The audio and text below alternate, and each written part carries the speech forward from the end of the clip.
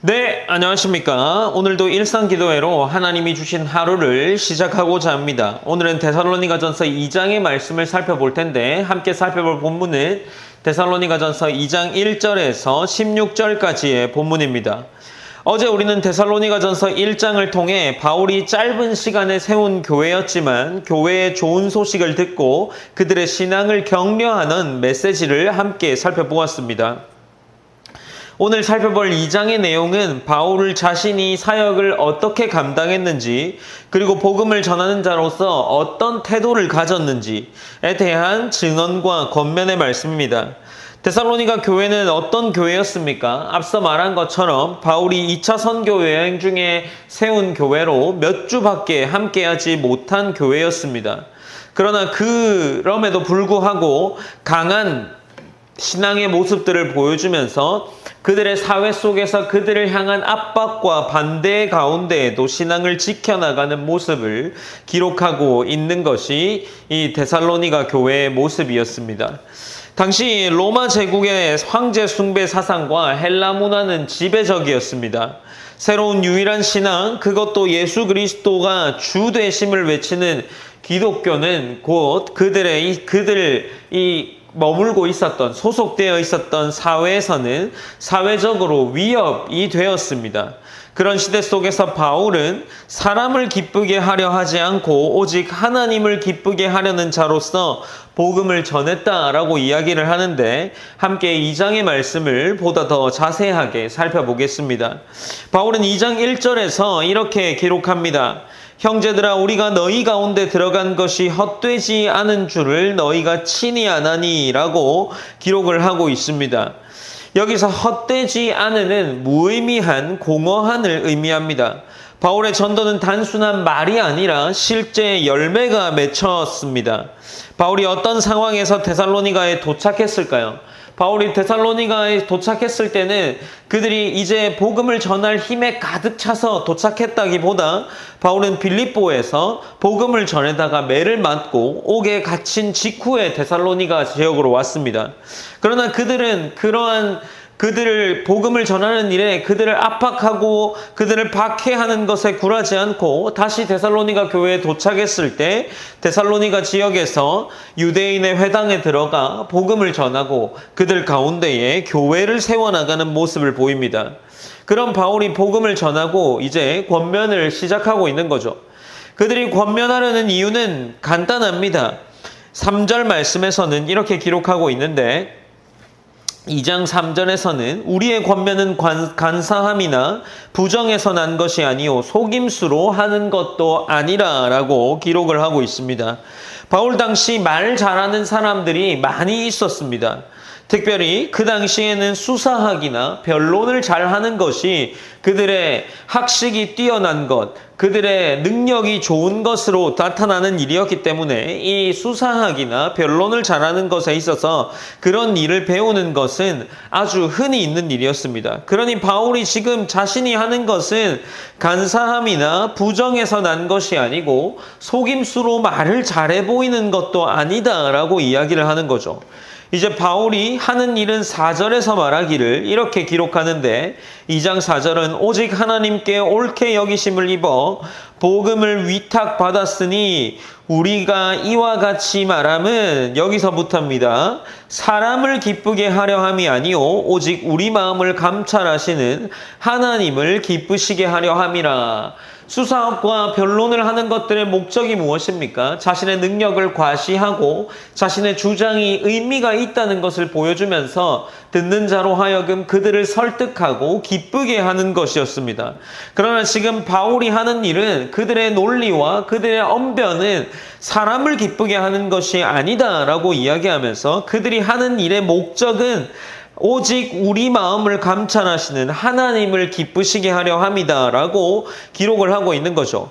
바울은 6절에서 계속해서 기록하는데 바울 일행은 무엇을 구하지 아니한다고 하냐면 6절에 계속해서 이어나가면서 너희에게서든지 다른 이에게서든지 사람에게서는 영광을 구하지 아니하였노라 라고 기록을 하고 있는 겁니다. 바울은 단지 그가 주장하고 그가 보여줬던 것은 사람이 아닌 하나님의 영광을 위한 것이었습니다. 7절에서 바울은 권면하기에 앞서 계속해서 기록을 해나가고 있는데 마땅히 권위를 주장하지 않고 유순한 자가 되어 유모가 자기 자녀를 기름과 같이 하였으니 라고 하며 자신들 또한 그러한 마음으로 복음과 신앙을 격려하고 권면하고 있다라는 것을 밝히고 있습니다. 바울은 계속해서 자신들의 사역에 맺혀진 데살로니가 교회를 향한 칭찬을 이어나가고 있습니다. 바울은 2장 13절에서는 이렇게 기록하는데 이러므로 우리가 하나님께 끊임없이 감사함은 너희가 우리에게 들은 바 하나님의 말씀을 받을 때에 사람의 말로 받지 아니하고 하나님의 말씀으로 받음이니 진실로 그러하도다. 이 말씀이 또한 너희 믿는 자 가운데서 역사하느니라 라고 기록하고 있습니다. 그들은 사도들의 가르침과 말을 하나님의 말씀으로 받았다라는 것을 밝히고 있는데 이 가운데에 이 데살로니가 교회 성도들은 바울의 가르침을 하나님의 말씀으로 받게 되었다라는 거죠. 앞서 말한 것처럼 그들이 주장하고 있는 이야기들을 잘 주장하고 있는 이야기들이 잘 이루어졌다라는 것을 알 수 있는 대목이기도 합니다. 그들은 사람에게 즐거움을 주고자 한 것이 아니라 하나님을 가르치기 위함이었는데 데살로니가 교회 성도들은 13절을 볼 때 자신들의 바울 일행의 가르침을 하나님의 말씀으로 받았다라는 것을 보여주고 있는 거죠. 이제 14절로 이어지면서 데살로니가 교회 성도들의 삶을 잠시 엿볼 수 있는 구절이 있는데 14절은 이렇게 기록합니다. 형제들아 너희가 그리스도 예수 안에서 유대에 있는 하나님의 교회들을 본받는 자가 되었으니 그들이 유대인에게서 고난을 받음과 같이 너희 동족에게서 동일한 고난을 받았느니라 라고 이야기를 하고 있습니다. 이 데살로니가 교회 성도들도 마찬가지였던 거죠. 그리스도를 따르게 되면서 이 이방인이었던 데살로니가 교회에 나온 성도들도 그들 나름의 어려움에 처하게 된 겁니다. 바울은 그들의 삶이 마치 유대인들 중에 그리스도인들로 개종해서 그리스도를 믿는 사람으로 나왔을 때에 그들의 삶 속에 있었던 고난이 동일하게 데살로니가 교회 성도들의 삶 속에도 있었다라는 것을 이야기하고 있는 거죠. 아마도 데살로니가 교회 성도들은 이 구절을 듣거나 읽었을 때 이 구절을 들은 거나 읽음만으로도 어쩌면 위로가 되었을지 모르겠습니다. 그리고 바울은 15절에서 유대인의 모습을 언급하는데 이렇게 기록합니다. 유대인은 주 예수와 선지자들을 죽이고 우리를 쫓아내고 하나님을 기쁘시게 하지 아니하고 모든 사람에게 대적이 되어 라고 기록을 하고 있습니다. 복음을 전하는 이들이 끊임없이 대적한 역사를 지적하고 있는 거죠. 여기서 바울이 말하는 핵심은 단순히 한 민족을 비난하는 것이 아닙니다. 하나님께서 보내신 말씀과 사자를 거부하는 태도가 반복되어 있었다라는 것을 밝히고 있는 거죠. 그러니 지금 14절과 15절로 이어지는 맥락에서 데살로니가 교회 성도들이 받고 있는 핍박은 그들만이 받는 것이 아니라 그리스도를 따르게 될 때 그리스도를 따르는 그 결과로 복음을 전하는 일에 있어서 누구나 어느 시대에나 그 복음으로 인해 받는 고난이 있었다라는 것을 이야기해주고 있는 겁니다. 이제 마지막으로 16절에서는 우리가 이방인에게 말하여 구원을 받게 함을 그들이 금하여 자기 죄를 항상 채우매 노하심이 끝까지 그들에게 임하였느니라 라고 이야기를 하고 있습니다. 복음을 거부하는 데서 끝나는 것이 아니라 다른 이들이 복음을 듣는 것조차 방해하는 결과들이 있었다라는 것을 이야기하고 있는 거죠. 바울은 이것을 하나님 앞에서 죄를 채워가는 행동이다 라고 봅니다. 진노가 끝까지 그들에게 임하였다라고 이야기하는데 이 표현은 결국 하나님의 심판이 그들을 피해가지 않는다라는 겁니다. 그런 강한 경고의 말을 하고 있는 거죠. 어쩌면 데살로니가 교회 성도들이 복음으로 인해 받는 고난이 그들에게 있지만 그들을 핍박하고 박해하는 그 누군가는 하나님께서 징계하실 것이다 라는 말을 지금 바울이 해주는 거죠. 우리가 이러한 본문들을 통해서 알 수 있는 것이 무엇이겠습니까? 데살로니가 교회 성도들은 바울 일행의 기록과 바울의 이 데살로니가 전서를 볼 때 고난 속에서도 믿음을 잘 지켜나가는 성도였습니다. 그와 반대로 유대인들은 복음을 거부하고 오히려 다른 사람들까지 막는 사람으로 등장하죠. 이것에 주목해야 합니다. 같은 시대와 같은 현실 속에도 전혀 다른 선택이 있었다는 거죠.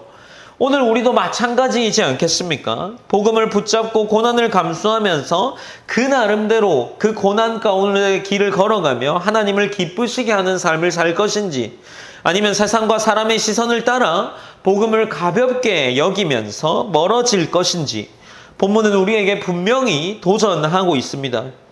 하나님의 말씀은 사람의 말이 아니며 그것을 받아들이는 자에게 능력으로 역사합니다. 그러므로 우리는 어떤 상황 속에서도 말씀을 위해 굳게 서야 한다는 것을 보여주고 있는 거죠. 사랑하는 성도 여러분, 오늘 본문은 우리에게 이야기하고 있습니다. 무엇을 이야기하고 있을까요? 그리고 우리가 기도해야 할 것들을 보여주고 있습니다. 본문은 우리 가운데에 우리의 복음을 가지고 믿는 자로서의 삶의 모습을 이야기해주고 있는 거죠. 신앙을 지키라는 겁니다. 세상의 시선을 두지 않고 복음의 자리로 여전히 굳건히 그 자리를 지키라는 것을 이야기하고 있습니다. 그리고 그 가운데에서 우리가 해야 할 일을, 기도해야 할 일을 말하고 있는데, 그것이 복음을 전하는 일을 우리가 할 수 있게 해달라는 기도를 해야 하지 않을까 싶습니다. 어쩌면 우리는 복음을 전할 때에 우리 가운데에 데살로니가 교회 성도들을 박해했던 것처럼 하는 그러한 박해는 일어나지 않습니다. 그러나 우리가 복음을 가지고 소유하고만 있다면 어쩌면 우리는 우리 스스로 우리 가운데에서 복음을 멈추어 버린 거죠. 복음을 가지고 소유만 하는 것이 아니라 전하는 자가 될 수 있기를 기도했으면 합니다. 그리고 오늘 하루도 바울 일행처럼 데살로니가 교회 성도처럼 성도다운 삶, 말씀을 들을 때에 말씀이 사라지는 삶을, 그러한 삶을 살아낼 수 있는 성도가 되기 원합니다. 기도하셨으면 좋겠습니다. 우리가 함께 교회를 세워나가고 있는데 복음을 전할 수 있는 교회, 오늘 하루 한 번이라도 누군가에게 복음의 삶을 보여줄 수 있는 하나님의 자녀, 그런 사람이 되기 원합니다. 라고 우리가 그렇게 기도하시면서 오늘 하루를 시작했으면 좋겠습니다. 기도하겠습니다. 사랑의 하나님, 감사합니다. 하나님, 우리가 오늘도 일상기도회로 우리의 자리와 신앙을 지켜나갑니다. 하나님, 우리가 나누었던 말씀처럼 하나님, 데살로니가 교회 성도들이 살아냈던 그 삶을, 말씀의 삶을 살아내게 하시고, 우리 가운데 복음을 그저 소유만 하고 있다면 그 기쁨과 그 사랑의 복음을 누군가에게 전할 수 있는 그러한 믿음과 용기와 그러한 하나님의 삶의 모습, 자녀다운 삶의 모습을 살아낼 수 있도록 인도하여 주시옵소서. 하나님, 우리 가운데 복음을 전할 수 있는 용기를 주시고, 저와 또 우리 교회 성도 한 사람 한 사람의 마음 안에 복음을 전해야만 한다는 그런 부담감으로 인한 전함보다 우리의 기쁨의 주체 되시고 기쁨의 이유 되시기에 그 복음을 전할 수 있는 그러한 기쁨들을 우리 안에 허락하셨으면 합니다. 하나님, 오늘 하루 삶 가운데도 하나님의 은혜를 구하며 나아갑니다. 우리의 모든 영혼들을 하나님께 의탁하며 승리하게 하시고 말씀을 살아내게 하실 하나님께 감사하며 나아가기 원합니다. 살아계신 예수님의 이름으로 기도드립니다. 아멘.